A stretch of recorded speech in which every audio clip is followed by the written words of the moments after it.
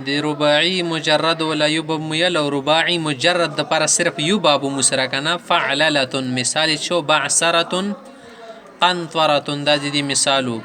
اوس د رباعي مزید ولا خبره کوي چې رباعي مزید مو سره دوه قسمونه دي. یو تیل شي رباعي مزید با همزه وصل، بل تیل شي رباعي مزید به همزه وصل.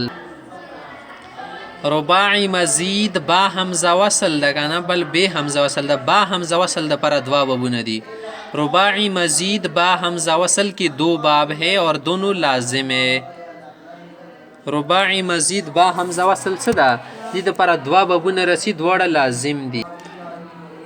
با همزه وصل چې کوم اول نمبر باب دغه مو سره د اف عین لال اف عین لالن افعن لال ولا مثال مو سره ده ابرن شاق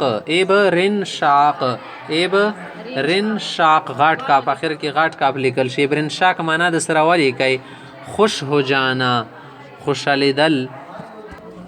دویم مثال د دې باب لپاره والی کوي احرن جام پستیخ سره لیکل شي. صحیح ده احرن جامن.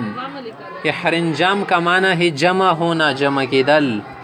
باب نمبر دوم ہے افعل لال لام بنی بشد والی که بی الف سره لیکل شي افعل لال. دی باب افعل لال د پر مسره مثال د اق شعرار غاټ کاف سره لیکل شي بیا پست عین سره لیکل شي کلاک غین نه ده. اق شعرار معنا کامپنا دګیدل تل شي سړی ډور نه سو دګیږي بال کړي هونه ویخته ودرېږي رونګ ټی کړي هونه بدن ویخته زیګ زیګ څه شي ډورنه مغه تل شي تقشعر منه جلود الذين اقشعر يقشعر اقشعرارا فهو مقشعر دشه ته گردان بونه کوي.